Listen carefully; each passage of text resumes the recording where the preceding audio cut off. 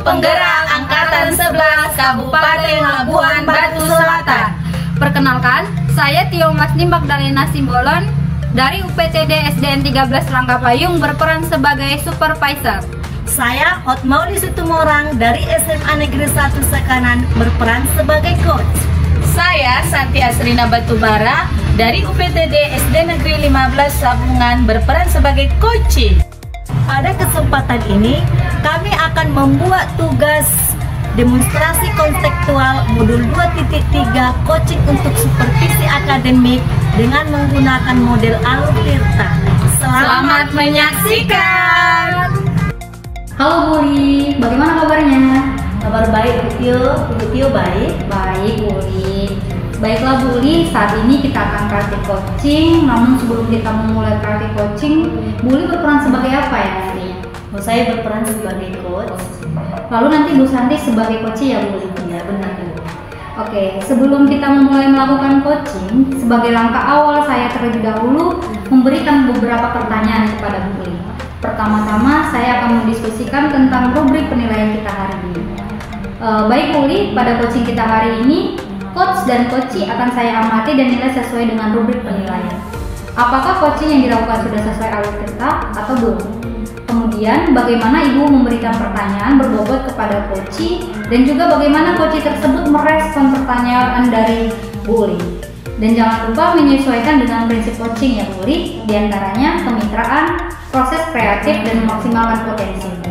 Nah, Buli, nanti kan akan berperan sebagai coach. Saya ingin bertanya kepada Buli, kompetensi apa yang ingin Ibu Uli kembangkan?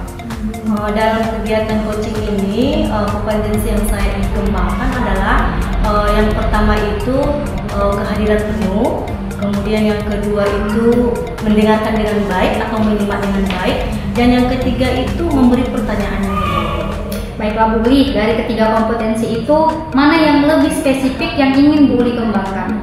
Yang lebih spesifik yang akan saya kembangkan itu adalah memberikan pertanyaan yang berbobot. Oke, pertanyaan terakhir Bu Uli, indikator apa atau indikator yang bagaimana yang ingin Ibu Uli inginkan dalam proses coaching ini? Saya ingin coaching saya itu menemukan solusi dari permasalahan. Baiklah Bu Uli, kira-kira ada lagi pertanyaan yang ingin Ibu Uli tanyakan? Atau yang belum dipahami? Saya sudah paham Bu. Oke, demikian ya Bu Uli observasi kali ini. Silahkan lakukan coaching pada coachingnya. Oke, mari kita mulai. Apa kabarnya Bu Santi? Selamat siang Bu Uli. Baik Bu Uli. Ya, sesuai dengan janji kita pada siang hari ini, kira-kira apa nih ceritanya Bu Santi? Ada sesuatu yang ingin saya bicarakan dengan Bu Uli loh. Ya, tapi waktu kita Bu Santi sangat sedikit ya. Kita membutuhkan waktu 10 sampai 20 menit Bu Santi ya. Apa yang mau dibicarakan Bu Santi? Begini Bu Uli, permasalahannya terkait dengan rekan-rekan guru yang masih menerapkan pembelajaran yang merata pada semua murid. Guru menganggap bahwa semua siswa itu sama bakat, minat, dan kebutuhan dalam belajarnya loh. Guru-guru dominan lebih fokus pada hasil nilai ujian peserta didik saja. Jadi siapa yang murid yang nilai ujiannya bagus, maka itulah yang dilabelkan anak jenius. Jadi siapa yang murid nilai hasilnya yang jelek, maka itulah yang dilabelkan dengan anak yang bodoh, gitu loh Bu. Jadi guru-gurunya masih menggunakan metode dan model pembelajaran yang teacher center, belum berpihak pada murid. Sementara kan sekarang itu kan Bu, kita sudah mulai menerapkan pembelajaran yang namanya pembelajaran berdiferensiasi. Dalam kurikulum Merdeka tadi Bu sangat ditekankan, namun hingga saat ini masih banyak guru yang mengajar itu tidak memperhatikan kesiapan murid, minatnya, dan daya belajarnya, gitu loh Bu Uli. Oh, berarti Bu Santi ini membicarakan permasalahan yang terjadi di sekolah Bu Santi ya? Yaitu bahwa guru di sekolah Bu Santi lebih dominan masih menggunakan pembelajaran yang berpusat pada guru atau teacher center ya Bu Santi ya? Betul. Iya. gaya belajar murid itu kan Bu berbeda-beda. Ada yang gaya belajarnya visual, ada yang audio, dan ada juga yang kinestetik. Terkait hal tersebut seharusnya kita sebagai guru menggunakan berbagai metode dan model pembelajaran yang bervariasi gitu Bu. Namun kenyataannya saya perhatikan guru-guru rekan sejawat yang lainnya hanya menggunakan metode ceramah. Dalam proses pembelajarannya di kelas kan nggak jalan lagi. Iya betul-betul. Oh jadi kira-kira Bu Santi dari percakapan kita ini kira-kira apa yang mau Bu Santi dapatkan? Dari percakapan kita hari ini Bu, saya ingin menemukan solusi agar guru-guru di sekolah saya itu dapat mengubah proses pembelajaran di kelasnya Bu, gitu. Oh, berarti Bu Santi ingin menerapkan perubahan terjadi pada guru-guru di sekolah Ibu ya. Oh, kira-kira perubahan yang bagaimana Ibu Santi dapatkan? Saya ingin guru-guru itu Bu dapat menggunakan metode dan model pembelajaran yang bervariasi untuk memenuhi kebutuhan profil dan minat belajar murid kita di sekolah. Misalnya, guru menggunakan video pembelajaran untuk pembelajaran yang untuk murid yang audio, kemudian guru menggunakan PowerPoint dalam pembelajaran untuk memenuhi kebutuhan muridnya yang visual, dan bisa juga digunakan lingkungan sekitar Bu untuk memenuhi kebutuhan murid yang kinestetik gitu. Oh, berarti Ibu mengharapkan guru-guru di sekolah Ibu itu menggunakan model metode pendekatan pembelajaran bervariasi ya. Guru menggunakan video untuk memenuhi kebutuhan murid yang kayak belajarnya audio, kemudian menggunakan PPT untuk memenuhi kebutuhan murid yang kayak belajarnya visual, atau bahkan mungkin menggunakan lingkungan sekitar untuk memenuhi kebutuhan yang kinestetik ya. Jadi menurut Ibu itu yang ideal ya, yang level 10. Jadi menurut Ibu dengan kondisi sekarang sekolah Ibu berada di level berapa ya? Sebenarnya kayaknya masih di level 5 loh, karena di sekolah itu lebih banyak guru yang nyaman dengan pembelajaran teacher centernya Bu. Oh, berarti masih berada di level 5 ya Bu ya. Oh, jadi kira-kira di kondisi Ibu saat ini dengan usaha yang akan Ibu lakukan nanti kira-kira di level berapa yang dapat Ibu tingkatkan?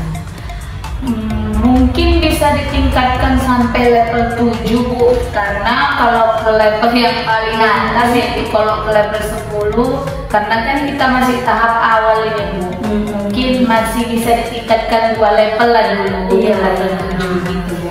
Iya. Oh jadi Ibu Santi akan berencana akan menaikkan dari level 5 ke level 7. Kira-kira usaha apa yang akan Ibu Santi lakukan agar level 5 naik menjadi level 7? Sebenarnya saya memikirkannya Bu, tapi rencana saya ini yang akan saya lakukan dengan pendampingan individu, artinya saya dapat membantu guru melalui pendampingan untuk menerapkan metode dan model pembelajaran yang beragam.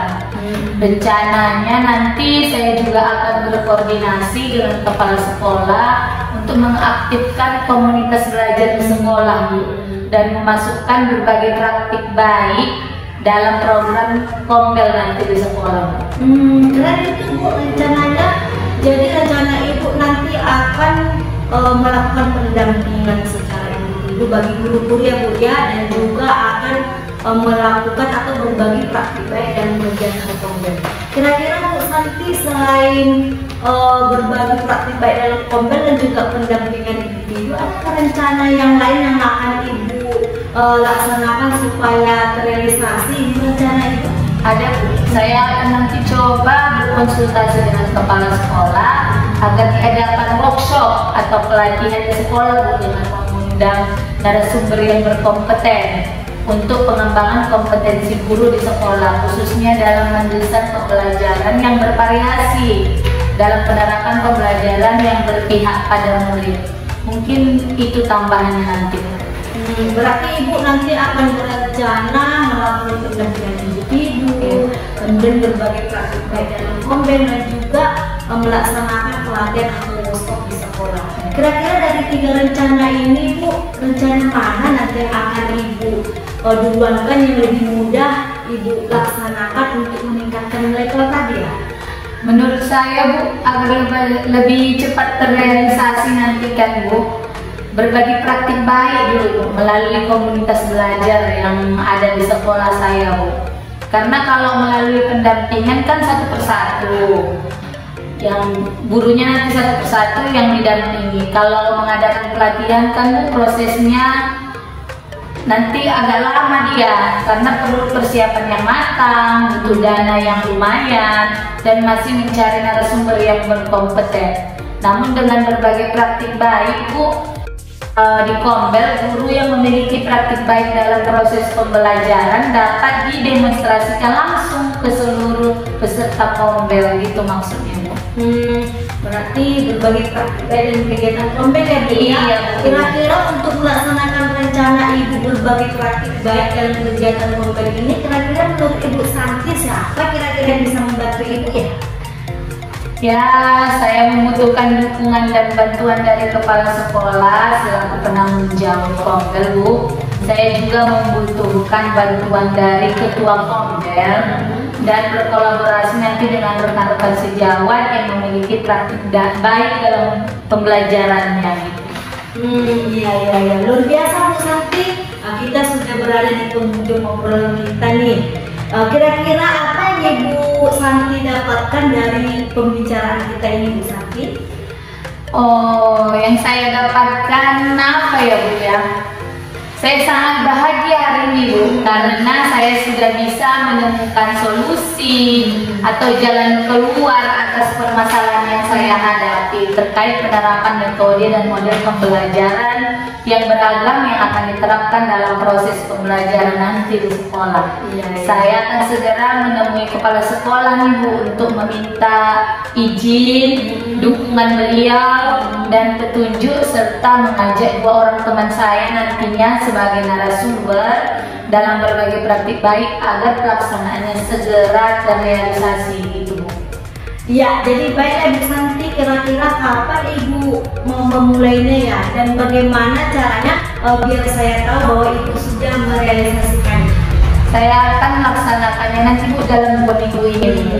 Kebetulan jadwal kegiatan Kombel di awal bulan Bu, dan kita janjian lagi ya Bu. Nanti saya akan ceritakan update-nya sama Ibu ya.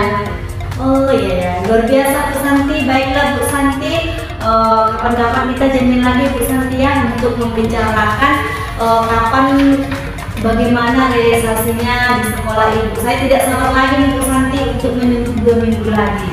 Oke, sampai jumpa ya Bu Santi ya. Iya Bu, ya sama-sama. Sampai ketemu kembali. Oke, baiklah Bu Uli dan Bu Santi, tadi kan sudah melakukan praktek coaching. Nah, dari praktek coaching yang telah dilakukan, ada beberapa pertanyaan yang ingin saya ajukan.